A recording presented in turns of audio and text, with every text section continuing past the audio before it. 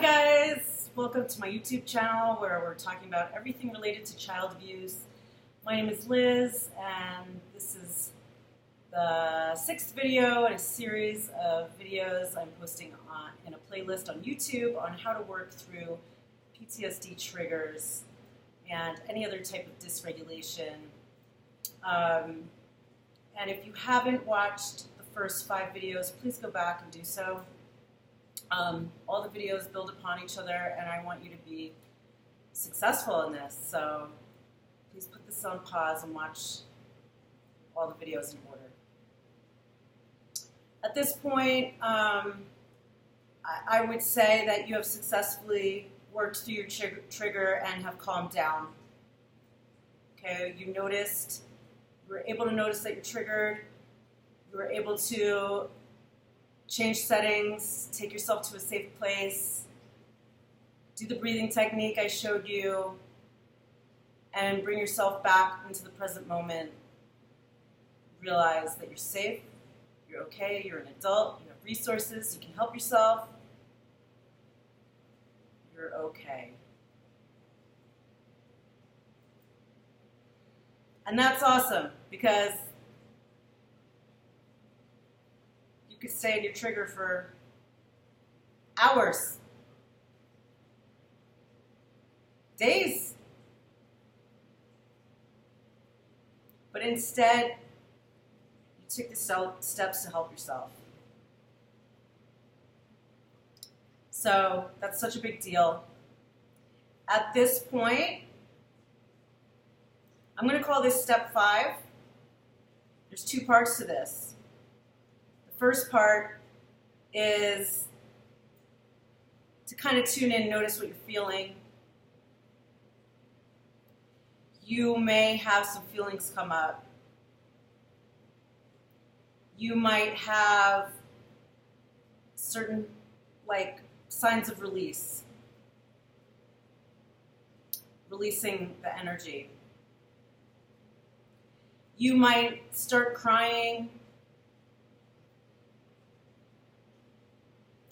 You might start shaking, literally, okay? Don't be afraid of that. That's a very, very positive response. And we always think we should hold that in. Don't let yourself shake. That's your nervous system discharging.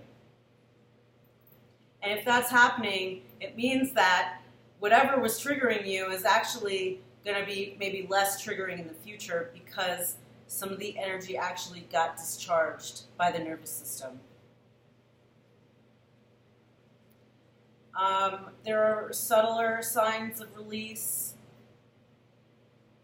like tingling sensations, sighing, burping.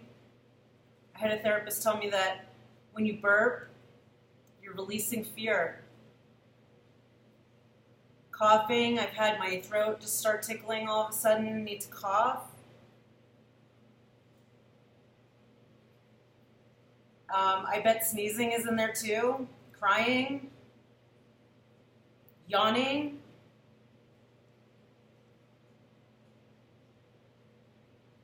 Tingling, did I mention tingling? Tingling in your hands and your feet. Sometimes in weird other places.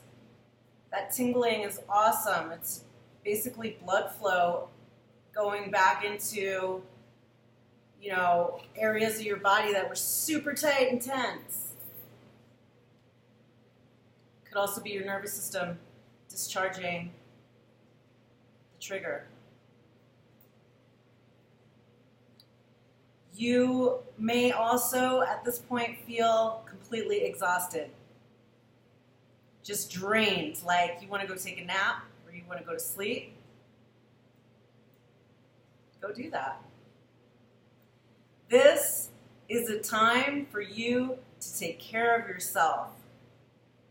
Now, you have a choice. You can either go back to that argument and engage with that person and try to solve the problem that got you here. Or You can just take care of yourself. You can choose you instead, and you're healing. And if you do that, that is actually going to be a step you're taking towards actually healing from PTSD. This is called reparenting, taking care of yourself. Tuning in to what you're feeling. How am I feeling? Feeling really sad. Feeling really hurt. Maybe asking yourself what this reminds you of. This really reminds me of how I felt when my dad would give me the silent treatment.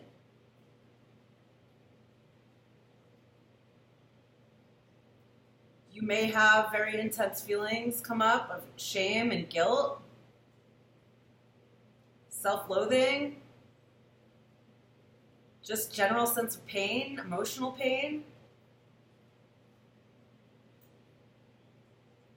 Have compassion for yourself. This is a great opportunity if you're feeling vulnerable and feeling emotions come up, for you to show up for you. Reparenting yourself.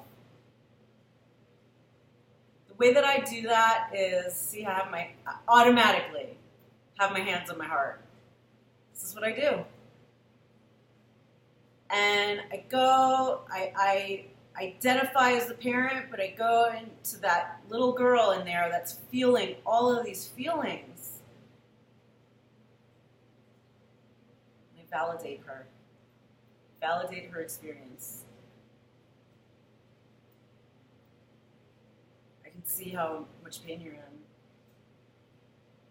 And I'm so sorry that you're feeling this way. And I can see that whatever happens is is creating a lot of pain for you.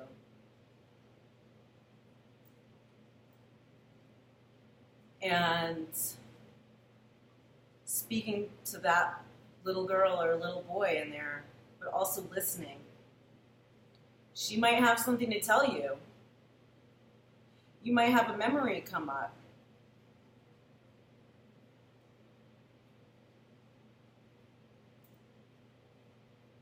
Be compassionate. Tell her all of the things that she needed to hear, or he needed to hear when she was a little girl or a little boy. It's not your fault. I remember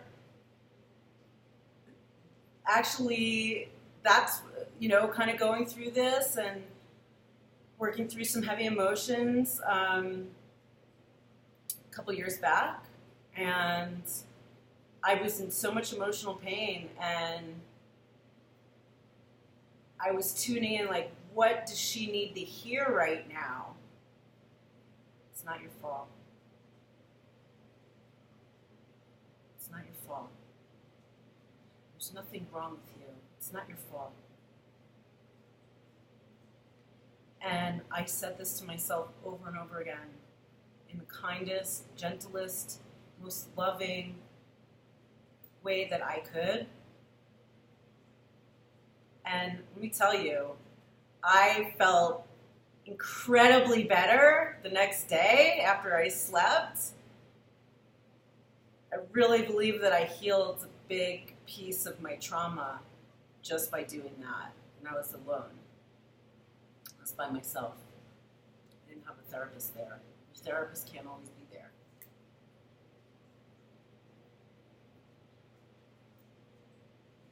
So tuning into your feelings, allowing those feelings to be expressed, and responding to your feelings compassionately, validating your feelings. The feelings are valid.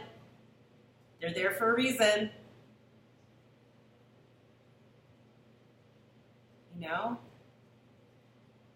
But sometimes we feel shame and guilt that isn't ours. Also letting ourselves know that, hey, it's not your fault. You didn't do anything wrong. You were standing up for your mom. And that was the right thing to do. And instead you got punished, and that's not fair. And that's not your fault. That happened because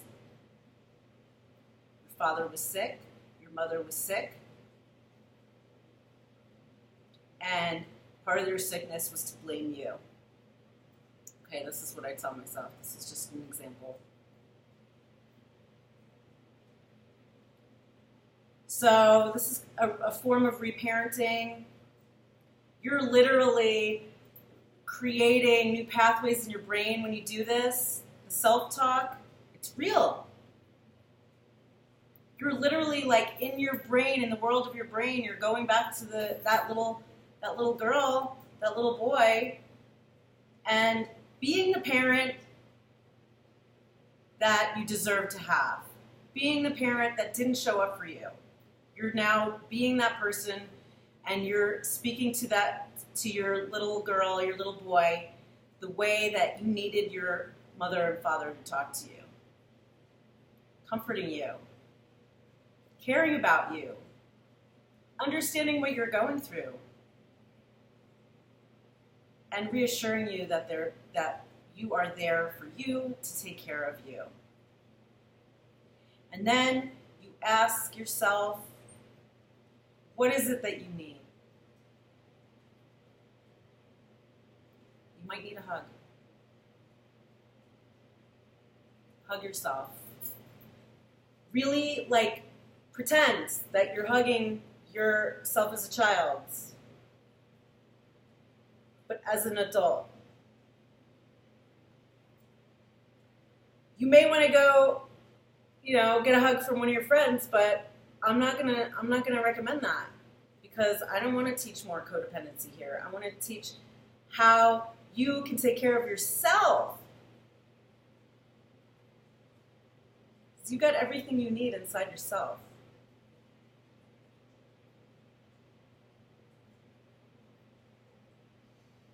But if you do have a safe person in your life that can give that to you, that's totally fine. But right now, let's focus on what can we do for ourselves. You may need to eat. You may not want to eat. But it can really help. If you're hungry or tired, go help yourself. Go feed yourself. Take a nap. Go to sleep. You can find other self-soothing activities to do for yourself. Engaging the senses. Take a bath. A bath can be highly soothing. You can burn some incense, light a candle, turn the light out, put on some soft, soothing music, burn some incense, put some oils in the bath. Treat yourself like gold right now. All the things maybe you find yourself doing for other people because maybe you're codependent and you're so used to taking care of everyone else because you had to when you were a kid. You had to do and be everything they wanted so you could survive. Selfish. Take care of yourself. Do some nice things for yourself. You may want to go sit outside in nature. This may be very soothing for you. Sit up against a tree. Sit on the ground, on the grass. Put your feet on the ground. Engage the senses. Feel, maybe you want to walk on some rocks. You can go get some food. Honor your cravings. This is not a time for dieting, please. Honor your cravings. Oh man, just want to eat a giant slice of apple pie right now. Go eat it. sucking on some candies. You know, when we're babies, we self-soothe by sucking. You'll see babies do it when they're sleeping. They suck. Children suck their thumbs sometimes. You may get sensations in your body that clue you into what you need right now. So if you feel like you want to suck on something, maybe have some like candies, some hard candies or something you can suck on, or some lollipops. Take a walk, go lay down on the ground, look at the stars. One of the best ways you can take care of yourself and soothe yourself is through creative activity.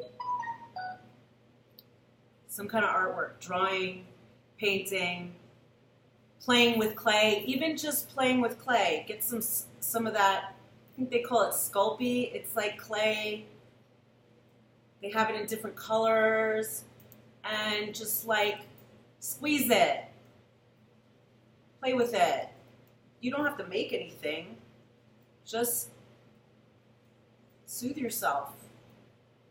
Find these little ways. I discovered pottery and working with clay, and let me tell you, it was one of the best things I ever did for myself because it was really soothing, and I was able to walk away from really upsetting things, take care of myself, because I knew that would help me. It was easy. Fuck this, I'm just going to go make pottery. Creative activities, writing, poetry. Journaling is one of the very best things. I do it every day. I write at least 2 to 3 pages every single day, whether I have something to write about or not. It's an exercise. And you can write about how you're feeling. You can write about what happened, a memory you had. You can make up a new story for yourself.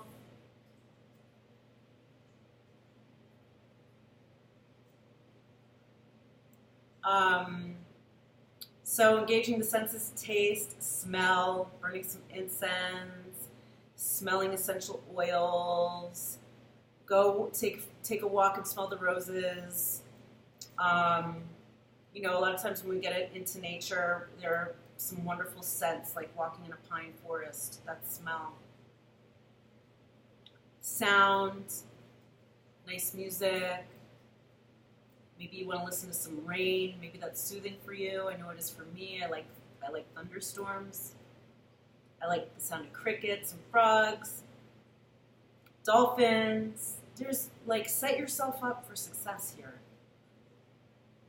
Get some of this stuff going on your phone. Have some music on your phone that you can listen to. This is a time for you to take care of you, and if you do this, you're literally healing your brain from this awful shit you went through. You're sending signals to yourself that, one, you matter enough, you care about yourself, that you're going to do something about your state, and you're going to make yourself feel better. And this develops a sense of trust in yourself. I got my back.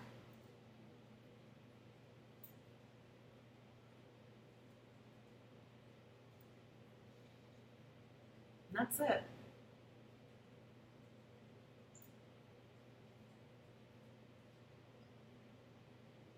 I think anything beyond that is going to be very advanced work that you might want to work with a therapist on, but that's what I do. This is what I do. This is what I've been doing. And for years now, I barely ever have to do it because I do this stuff in my daily life to take care of myself.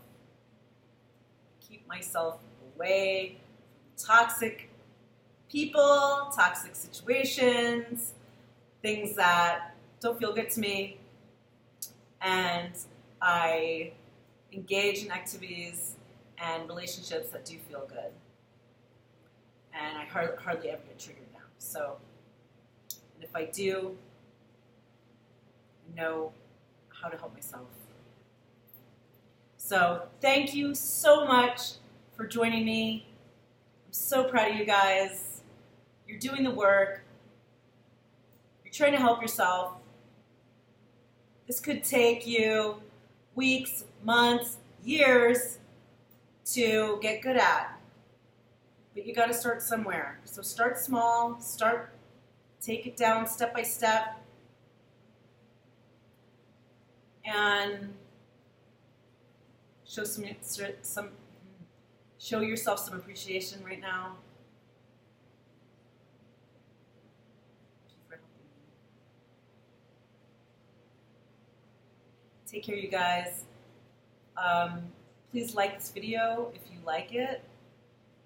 If you like my channel, please subscribe and click the notification bell so you can receive updates as I post more videos. This channel is all about child abuse, my experience, living through that, and sharing what I've learned from my healing journey